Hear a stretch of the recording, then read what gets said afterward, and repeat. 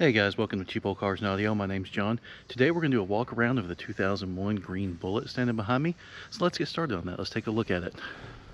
So the Bullitt model is a variation of the GT, and really I've kind of gone over this in a different video, but it's really a handling package. They weren't able to add much horsepower, so it's got lower springs than the GT. They're stiffer, different sway bars, bigger brakes. This one has very few mods on it. It has different wheels. Obviously the Bullitt would have had like a torque thrust style wheel. People call it the Bullitt wheel now, but I've done an 01 Cobra bumper and an 0304 Mach 1 shaker hood, similar to the Mach 1. The front is still on its original springs. The front had its isolators removed, which dropped it, I think it was 3/8 of an inch. Some other things about the Bullitt: they have their rocker panels or side skirts that are kind of roll it under the car, and even though they have that little mud flap right there, you still get some rock chips.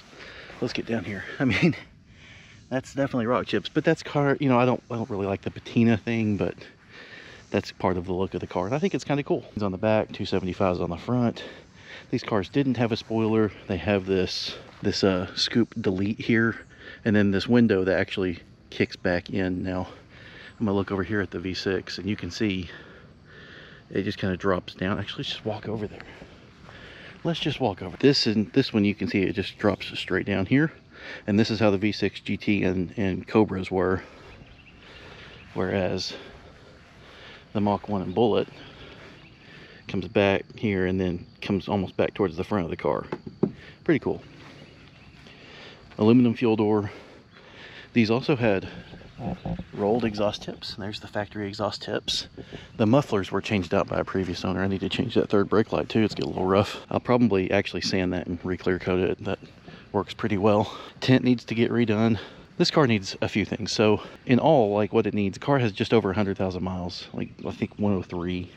Has a new clutch in it, complete new front end. The throwout bearing is squeaking a bit, which is yay. So I think I can adjust it and get it to stop squeaking. And then it needs an idler pulley. So and also the air conditioner is not cold anymore. It worked all the years I've had this car. I've had this car I think 7 years. Okay, now guys, it's dirty inside. I haven't cleaned it for this. I really should have quick vacuumed it, but mainly just kind of wanted to show you the gauges. So if you can see there, let's come up this angle. There's the Mach 1 gauges. They're really similar to the, I'm sorry, I said Mach 1. The Bullitt gauges. Really similar to the Mach 1 auto gauges. And then there's the Bullitt shift knob that also would have come in the Mach 1 as well. That aluminum ball.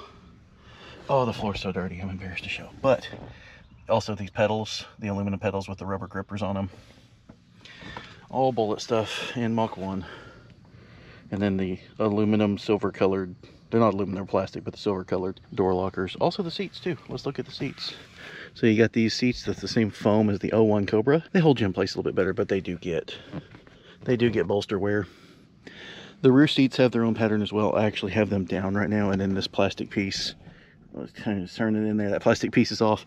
This window was leaking. I have fixed it. I just got to put the stuff back now. I was waiting to make sure it didn't leak anymore. All these cars were 5 speeds. They have 327 gears.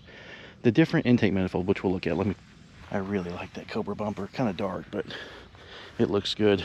These would have had a grill in them that was the same honeycomb grill, except the surround around the horse didn't have chrome on it.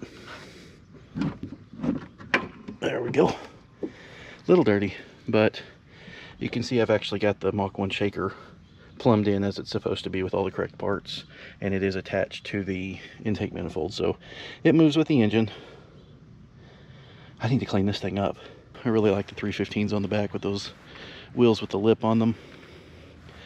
So these wheels actually aren't my favorite on a green car, but I love the wheels.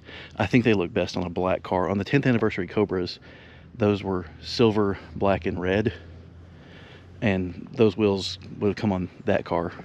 Obviously not with the lip and everything. They were 17 by 9, same size as my fronts, but even though I say that, these fronts actually look different than the factory ones, because these have a little lip, whereas the factory ones, the spokes sit right to the face. If you want ones that look similar to factory, or more similar than these to factory, so these are from LMR, they're SVE wheels. The ones American Muscle sells actually look closer to the factory wheels. I don't know if you can see this on camera, but there's some cracking right there because somebody, before I bought the car, backed into something. And then I backed into something too at the same place. So it's got some issues right there. But what I'm going to, the same place I got, you get those painted bumpers, right? The pre-painted ones sent to you folded. I got one for the blue Bullitt in there and it was great. So I'm going to get their rear bumper for this car and honestly for that car too. But it doesn't say Mustang in it, which I actually really like for the Bullitt, because the Bullitt, they didn't have Ford licensing when they made the Bullitt movie. So that car in the movie, the 68 Mustang, didn't have any Ford or Mustang branding on it. And so to me, kind of like, well, this is the green car, kind of more along with the movie. I might actually remove that Bullitt there on the trunk and then I'll put that different bumper on that doesn't have the Mustang in it. On these fuel doors, the inside is shiny. On the aftermarket ones you can get, or even the ones from Ford you could get, the inside wasn't shiny like that on those.